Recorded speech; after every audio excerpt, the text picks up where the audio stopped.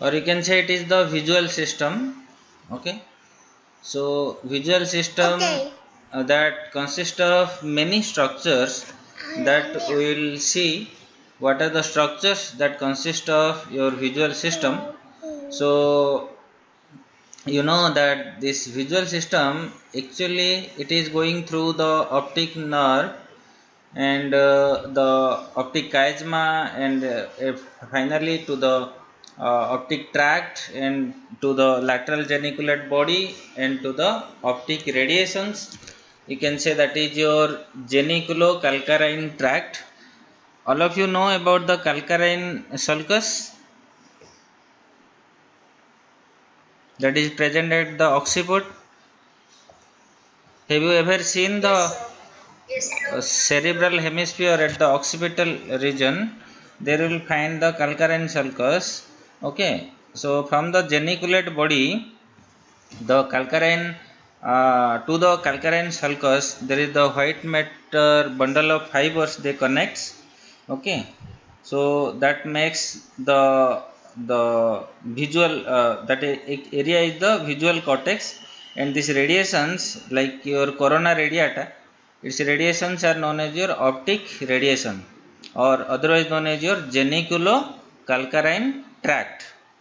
So before this we have to study about the retina so that it will be clear how the optic nerve forms and how it is going towards the lateral geniculate body, right? So here in this picture you can see the structure of retina that form the inner photosensitive coat. You can just observe my cursor over here. So you can see whole this part is the inner part and this is your outer part. Okay, so this the retina that forms the inner photosensitive coat, okay, of the eyeball, and it consists of mainly two layers: the neural layer that you can observe here, and another is the pigment epithelium, or you can say the pigment layer. So two layers they combinedly they forms here the optic nerve. Okay, now you just see in this picture here you will find three basic layers of the retina you will find, and the arrow on this left side you can see, okay, that indicates the direction of light falling on the retina. And it is important to note that the several rods and cones, can you see the rods and cones? Here you will find the rod and here you will find the cones. Okay, so if you will see the cross section of the eyeball at the retinal level, you will find most of the periphery that is filled with the rods, and at the center you will find the cones. Okay, so these are nothing but the neuronal cells. Okay, so here these rods and cones they converge on a single bipolar neuron that you can see, and several bipolar neurons they activate one ganglionic cell, and one to one relationship that you can see between the rods and the cones, the bipolar neurons and the ganglion cells, they all shown here in this figure is only for the sake of simplicity, right? It is not actually like this you will find inside the retina. It is only the schematic diagram. Okay, so here first we will study about this neuronal layer. So the neuronal layer that contains three basic layers, okay, that is the rods and cones. These are the cells, rod and cone cells, that is most outer layer, and here you will find the bipolar cells. These bipolar cells they consist of your middle layer, and here you will find the ganglionic cells, or the ganglion cells, they forms your inner layer of your retina. So the outer cells, they are the association neurons and the neuroglial cells, means the supporting cells. Now just we will study little bit more about the rods and cones. So these rods and cones, they are around 150 million in number. You will find inside the retina. They are actually the modified neurons, and they serve as a photoreceptors. Both these rods and cones, and both the outer and inner portion of these rods and cones, here you can see this is the outer portion of the cone and this is the inner portion of the cone. Okay, and this is the body, like that. Here the outer portion, inner portion, and the body of the rods.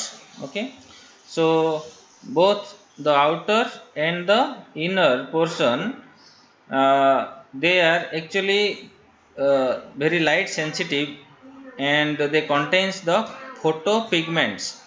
Okay, so photopigments in form of your pigment epithelium.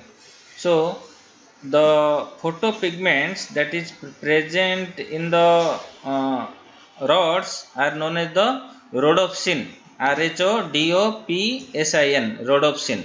Okay, and in case of cones, you will find it is the iodopsin, iodopsin. Okay, iodopsin in case of cones, which convert the stimulus of the light into a nerve impulse. And the outer portion of the rod is rod shape, and the outer portion of the cone is cone shape. Okay, that's why they are named as a rods and cones. The inner portion of the rods and the cones, they are slender, and they can be uh, flattened over here, that you can see. Okay, and the cones, they respond better to the bright light and are responsible for the visual acuity and the color vision. And they are most numerous in the central region. I have already told you about this thing. If you will go periphery, you will find more rods. If you will go towards the center, you will find more cones. Okay, so rods, they are predominant in the peripheral part of the retina, and they mainly responds to the poor light. Okay, and these rods are important for the peripheral vision. Okay, here it is cones are for the distance vision. Okay, then after the rods, we come to here the bipolar cells. So these bipolar cells or bipolar neurons, they are actually interposed between the photoreceptor cells and the ganglionic cells. So something about the ganglionic cells. These ganglionic cells are large multipolar neurons that you can observe over here, that forming the last retinal link in the visual pathway.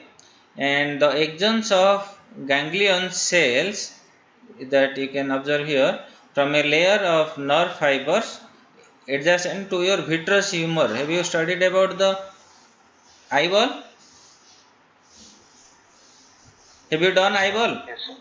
Okay, you know the you know the vitreous humor. Okay, so these nerve fibers are very much adjacent to the vitreous humor, and these fibers, they converge towards the round area that if you have seen the fovea centralis. Have you heard about this name? Yes, sir. Blind spot. A blind spot is different, fovea centralis is different.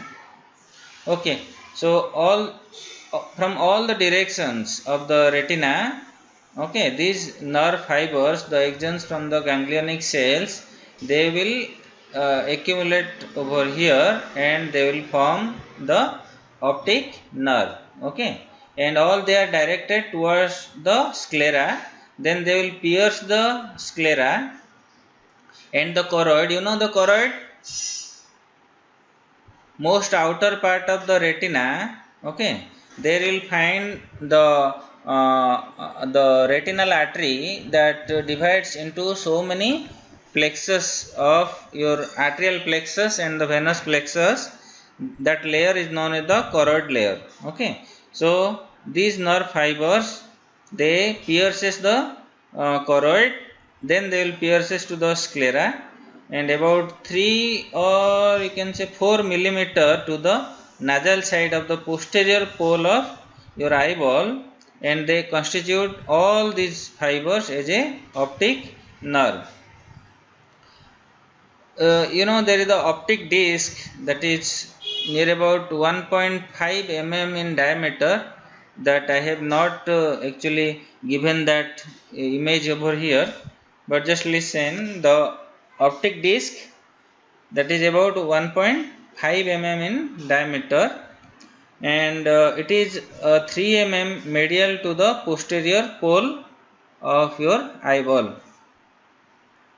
So here in this picture you can see this is your eyeball, and here this outer part, it is filled with the retina. Okay, all this is the retina. Okay, so from this retina the axons, they will come. Will I draw it here? So you will see here all these parts, that is actually this is your retina. Okay, these all are the retina. You know what is this retina? I have told you, no, it is made up of your outer layer, epithelial layer, pigment epithelium. Okay, then you will find neuronal layers, right? That is the rods and cones over here. Then you will find bipolar cells. Okay, then you will find the ganglionic cells. Okay, like these layers are here, and from these ganglionic cells the axons will come in this way. Okay, so many axons, they will come in that way.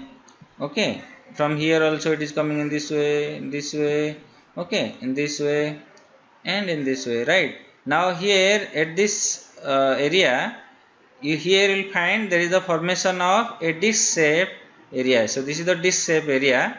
Okay, that is the means the disc that is formed by the axons. They are coming from whole over the retina, and they at the center they just go through the sclera. Okay, they pierces this sclera and goes backward and forms here the optic nerve. Okay, so this optic nerve, you can see this is the optic nerve, this is the optic nerve. Now these discs formed by the radiation of these optic nerves towards the retina. Okay, in this way, right? So it is 2D diagram, so you cannot see, but if you say see from the top of the eyeball, here you will find a round area through which all the side of axons, they just come towards the center and going towards the optic nerve. Okay, so this is the optic disc. Clear?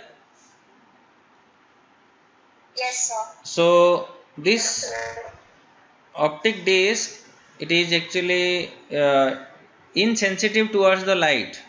Okay, and it has no sensory receptors, that's why it is the blind spot, and it presents the point of exit of all the optic nerves fibers. Okay, and its central part, it is pierced by the central artery of retina. Okay, and it gives the tributaries to so many venules, that is the central vein of retina. So this optic disc, that may be regarded as a window to the brain, and its examination is very much important It is an important step in the diagnosis and prognosis of the disease with the vascular and the neurological implications, because you know that all the peripheral nerves like cranial nerves, okay, and the spinal nerves, they are coated by your which glial cell? Schwann cells, okay. But the optic nerve that is coated by the glial cell is your oligodendrocytes. Okay. So these oligodendrocytes, that is the outer covering of your central nervous system. That's why this optic nerve cannot be considered as a peripheral nerve. Okay. Either spinal nerve or the cranial nerve. Okay. That's why they are considering that it is the part of your brain. Okay. From the geniculate body, the outpouching of the brain that comes towards the orbital cavity, okay, and that makes this tract the chiasma and pathway. That's why this optic nerve is not really the peripheral nerve. So you will find a area, that area is known as the macula lutea. Do you know about the macula lutea? It is a yellowish oval area, okay, that is near about 6 mm diameter, near the center of your posterior part of the retina. So for this reason you have to cover first the eyeball. Okay. Okay, so what we will do here, we will see some clinical correlations over here, that the retina that can be examined directly through an ophthalmoscope, and some features that can be seen in its posterior part, that is the optic disc can be seen, optic papilla, or you can say the blind spot that can be seen, the central artery of retina that emerging out from this optic disc can be seen.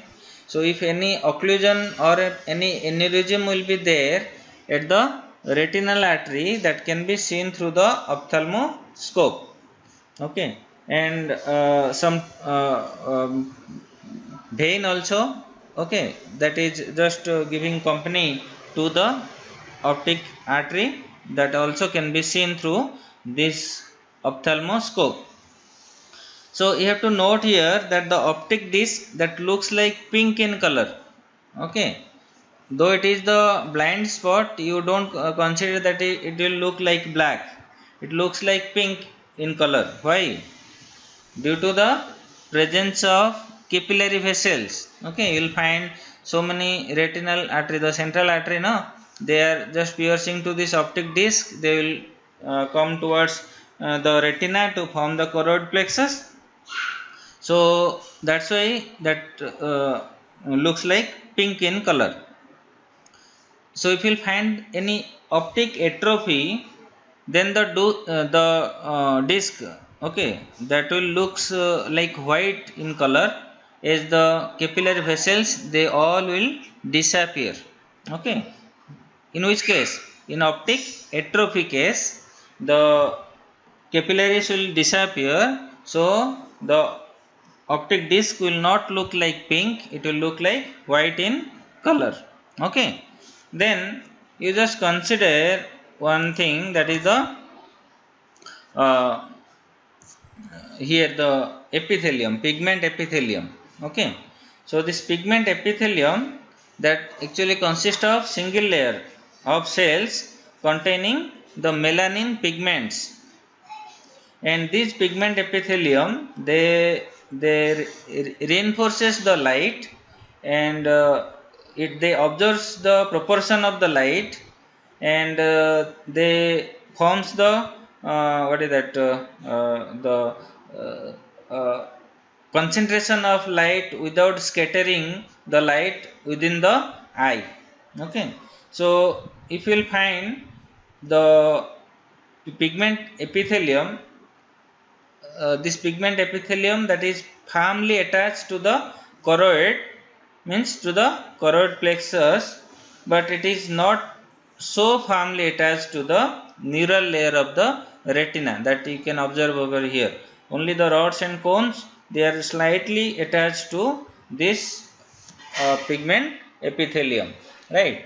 So the pigment epithelium of retina that develops from an outer layer and the neural layer that forms in the inner layer of the optic curve, so that there will find the potential space in between these two layers. Okay, therefore the detachment of the retina, which may follow a blow on the eye, or consist of separation of the neural layer from the pigment epithelium. Okay, that is at the junction of these two layers of the pigment layer and the neuronal layer. So due to this potential space, if you will find any blow or sudden trauma, okay, or any neurological deficits, these the rods and cones, they may detach from this pigment epithelium.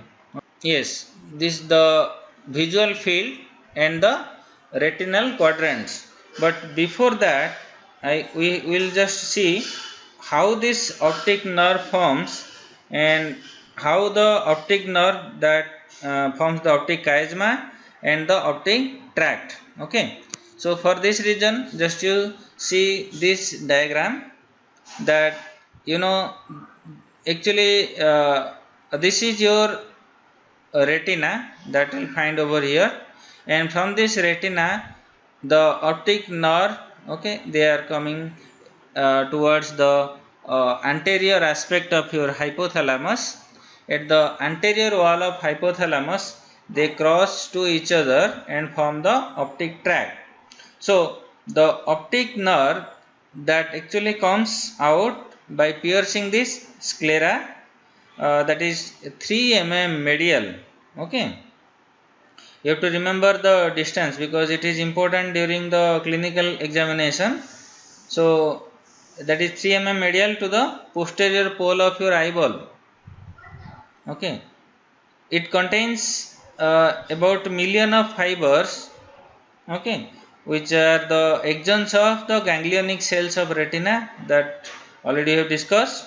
It passes through the optic canal to reach the middle cranial fossa, where it approaches and joins its counterpart of the other side of the optic chiasma and above the roof of your pituitary fossa, and posteriorly the chiasma divides into optic tracts, which after winding around the cerebral peduncle.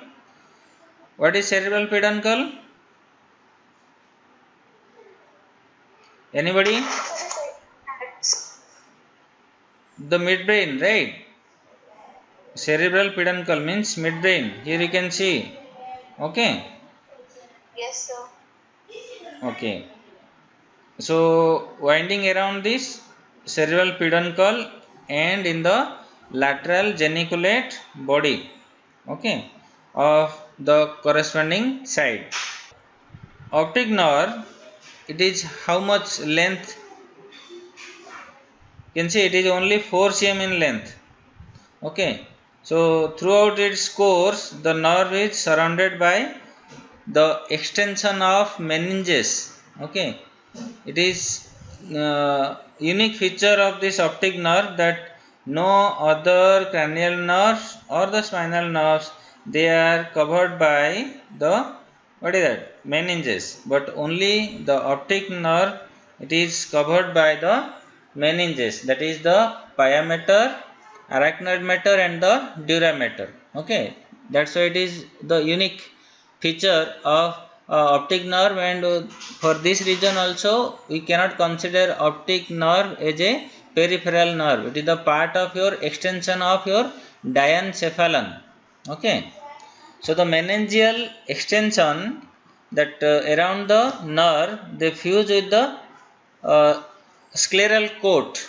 Okay, so the meninges that surrounding to this optic nerve, they will what is that? They will fuse with this sclera. Okay, scleral coat of your eyeball. Okay, the subarachnoid space around the nerve that is continuous with the brain. Okay, and the fibers arising from the macula, they are numerous and they forms a bundle. This bundle is known as your papillomacular bundle. Okay, so the fibers of optic nerve arising in the nasal half of each retina, the nasal fibers, they enter, you can see here in blue color. Okay, they are the nasal fibers. Okay, so the nasal half of the each retina or the nasal fibers, they enter the optic tract opposite side, either crossing in the optic chiasma. Okay, then they reach at the geniculate body, and from the geniculate body they will reach here. Here you can see this the calcarine sulcus over here. Okay, so they directly reaches at the calcarine sulcus and the calcarine part of your occipital bone, brain. Okay, so here you have to note that the immediately after crossing these fibers, they loop forward for a certain distance in the optic nerve, and that's why any lesion over here, okay, that will affecting the optic nerve just in front of the optic chiasma, that leads to the temporal field defect in opposite eye and the blindness on the side of the same lesion. Okay, so that means what? If you will find a lesion over here, the number is 1. Okay, so if you will find a lesion over here, then what will find? The blindness will form on the same side. Okay, whereas the opposite side, okay, that information will not reach to the opposite side. Okay, so that leads to defect in the temporal loop of the other side. Okay, so fibers from this temporal half, that to the each retina, they will enter into this optic tract of the same side and will reach at the calcarine sulcus. Okay, so for that you need to summarize the lateral geniculate body. So this lateral geniculate body already maybe you have studied during the thalamus. So this body or the nucleus is the site of termination of all the optic nerve fibers, except few that actually reach and relay at the pretectal region of your uh, midbrain. Okay, they will find the pretectal nuclei. Okay, and some fibers they will directly they will not relay over the geniculate body, they will just pierce through the geniculate body and will reach at the pretectal area. Then here will the opposite side, they will also relay to the Edinger Westphal nucleus. Then they forms the visual pathway, and these fibers from an afferent leaf of the mainly the pupillary reflex or the visual reflex that goes through this pathway. Okay, but recent study that shows that the geniculate body that receives the afferent from the visual cortex also. Then we will see the geniculocalcarine tract. Okay, so these tracts, they arising from the cells of your geniculate body and they constitute the geniculocalcarine tract. Okay, this is a geniculocalcarine tract. First these fibers, they pass through the retrolentiform part as a that is the part of your internal capsule, and then they fan out to reach at the optic as a optic radiation, okay, which end in the visual cortex. This, can you someone tell me the visual cortex area number? 17, 18 and 19, okay, of the occipital lobe. And some of the geniculocalcarine fibers, they look forward over the temporal lobe, and at the inferior horn of the lateral ventricle at the temporal lobe before curving posteriorly towards the occipital lobe, and they constitute the temporal loop. So this loop is otherwise known as the Meyer's loop of geniculocalcarine tract, and these fibers forming this loop arise from the lateral part of your geniculate body, okay, and they, from the lateral part of geniculate body, they are going to the temporal pole or temporal lobe of your cerebral hemisphere. Then they posterolaterally, they curve, makes a loop around that, then they fan out and reaches at the visual cortex area number 17, 18 and 19.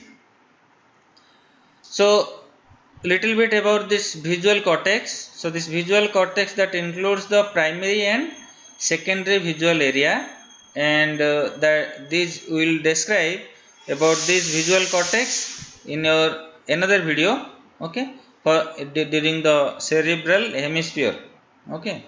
So the neural pathway for vision and the clinical correlation and the visual reflex, that we will study in our next video, okay. So if you have any doubt, you can ask me right now.